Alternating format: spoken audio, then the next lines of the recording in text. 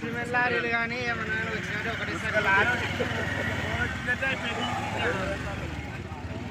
ఇటువంటి రోడ్లు వేస్తున్నటువంటి కాంట్రాక్టర్ పైన పర్యవేక్షణ అధికారుల పర్యవేక్షణ లోపించడం వల్లనే ఇటువంటి రోడ్డు కాంట్రాక్టర్ వేస్తున్నాడు.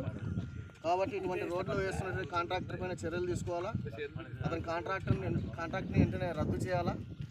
ఎందుకంటే నిన్న వేసిన రోడ్డులో కనీసం నాణ్యత ఎంత ఉందో చూడండి, కేవలము ఇంచు కూడా లేదు, అసలు హాఫ్ ఇంచు కూడా లేదు. తారు వేసింది ఒక పైన, అంటే ఒక మట్టి పైన తారు వేసి రోడ్డుని పనులు చేపిస్తున్నారు. రోడ్డు నిలబడుతుంది, లేకపోతే రోడ్డు మొత్తం మళ్ళీ గుంతలమయమయ్యే పరిస్థితి ఉంది. ఎందుకంటే ఈ రోడ్డు దాదాపు 20 ఏళ్ల కళ, ఈ చనుగొండ గ్రామ ప్రజలకి 20 ఏళ్ల కళ రోడ్డు ఇది. 20 ఏళ్ల క్రితం రోడ్డు వేసినది, మరి అప్పటి నుంచి గుంతలమయమైన రోడ్డు. గతంలో సిపిఎం పార్టీ ఆధ్వర్యంలో అలాగే ఇక్కడ గ్రామ ప్రజలు, చనుగొండ గ్రామ ప్రజల్ని కలుపుకొని గత ఎమ్మెల్యే ఉన్నటువంటి సుధాకర్ బాబు గారిని అడ్డుకోవడం జరిగింది రోడ్డు వేయాలని. అదేవిధంగా ఊర్లో ప్రజలందరినీ కూడా సమీకరించి సంతకాల సేకరణ కూడా పెట్టి కలెక్టర్ గారి దృష్టికి, అప్పటి కలెక్టర్ గారి దృష్టికి కూడా తీసుకువెళ్ళాము. ఆ దృష్టికి తీసుకుపోవడం వల్లనే అప్పుడు సిపిఎం పోరాట ఫలితంగానే ఆ రోజు రోడ్డు, గత ప్రభుత్వం రోడ్డు శాంక్షన్ చేసింది. మధ్యలో ఎన్నికలు రావడంతో రోడ్డు నిర్మాణం ఆగిపోయింది. కానీ ఇప్పుడు రోడ్డు మరి వేస్తున్నారు, నిర్మాణం జరుగుతుంది.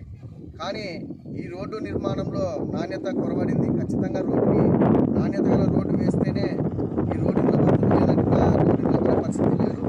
కాబట్టి ఇప్పటికైనా అధికారులు కానీ ఈ రోడ్డు పైన దృష్టి పెట్టి రోడ్డు నాణ్యత రోడ్డు వేయకపోతే మళ్ళీ సిపిఎం పార్టీని గుర్తించాల్సిన అవసరం వస్తుంది.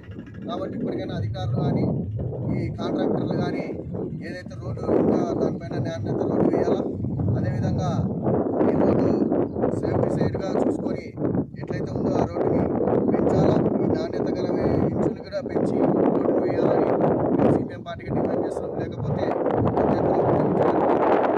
తెలియజేస్తున్నాం. నా పేరు జే మోహన్, సిపిఎం పార్టీ మండల కార్యదర్శి.